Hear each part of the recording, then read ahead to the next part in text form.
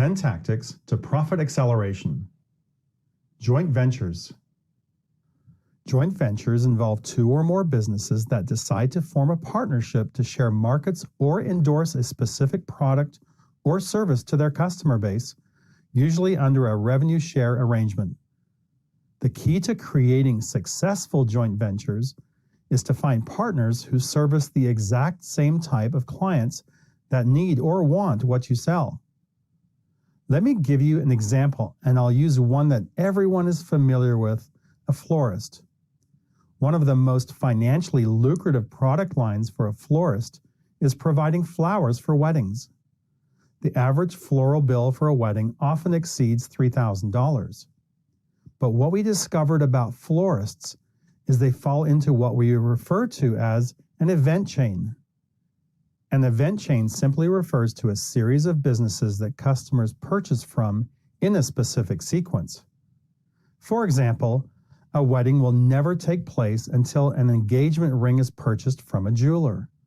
So jewelers are at the forefront of every wedding chain. Once the young lady accepts that engagement ring, this event chain kicks into high gear. First, this young lady knows exactly where she wants to get married, so number one on her agenda is to book the church, chapel, or synagogue where she wants the ceremony held. Second on her list is to line up her wedding planner. Weddings today are a really big deal, and often women like to use the services of a professional wedding planner. Next, she wants to secure the venue for her reception. She knows most venues book out months in advance, so locking in that venue is high on her priority list. After that comes the wedding dress, so she begins the search for the perfect dress at an affordable price. Next is our florist. The bride-to-be will want to begin selecting her floral arrangements for both the wedding and the reception. Then after the florist comes the wedding cake, a limousine, a DJ for the reception, the hotel, and so on. This event chain is typical of this industry, and for the florist, it specifically identifies a multitude of potential and very lucrative JV partners. But here's why this becomes so important.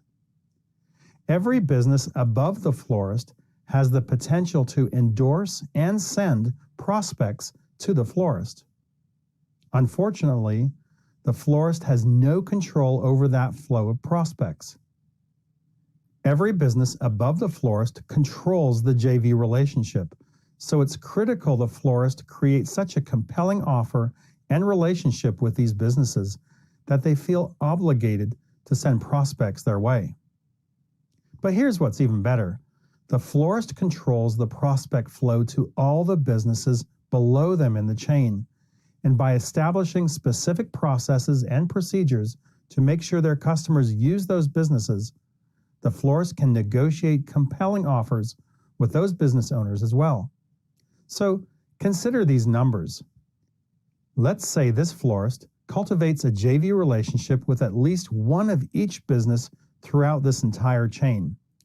Staying ultra-conservative with our estimates, would you agree this florist, since they have no control over the flow of prospects from these businesses, is it likely they could obtain at least one referral each month from just one of the businesses above them? And wouldn't you also agree conservatively that since the florist controls the flow of prospects to the businesses below them, that they could easily send at least one referral to each one of them every month? Keep in mind, these are very conservative estimates we're using here. Since the average floral bill for a wedding is $3,000, then just one referral per month from those businesses above the florist increases their annual revenue by $36,000. Now let's consider the businesses below the florist where the florist controls the referrals. Let's start with the wedding cake maker. The average sale price for a wedding cake is also $3,000, and the florist could easily negotiate a 10% referral fee. So just a single referral per month produces an additional annual increase of $3,600 for the florist. Now consider the printer.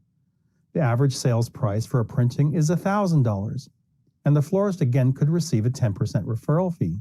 So that single referral per month produces an additional annual increase of $1,200. If we stop there, this florist has just increased their annual revenue by more than $40,000, and that's using ridiculously conservative numbers. Imagine if you continue to add up the revenue produced by all the additional referral fees the florist would earn from all the other vendors in this chain. This same process holds true for businesses that aren't in a chain, but just like the florist, they simply identify partners who service the exact same type of clients that need or want what they sell. Here's how to set up a joint venture relationship. Number 1, make a list of every product or service that people might want or need before they use your product or service, during the time they use your product or service, after they use your product or service. Number 2, make a list of those businesses that provide these products or services that are used before, during, and after. Number 3, identify the most likely businesses that you could approach by letter or in person to make a deal. And number 4, contact each business with a well-crafted letter or a personal visit. Continue to approach appropriate businesses until you find at least one that will help your bottom line profits grow at least 5%. Look at this chart to see the impact that a small 5% increase can make in your business. You're after exponential growth, remember? Furthermore, if there are 10 types of businesses that you could partner with, and you sent letters out until you had one in each area, you'd have 10 partnerships. Simple math. The only thing that stands in your way is the right offer and the effort. What's really exciting about joint ventures is that this is a strategy that can be implemented immediately and it begins generating instant cash flow. Joint ventures could double your business. But let's assume you grew just 5%. Could you do that without much effort? And if you don't have the time to go after these partnerships yourself, then find someone who'd be willing to go after these for you and pay them a commission for each sale. So get started today. Here's to your success.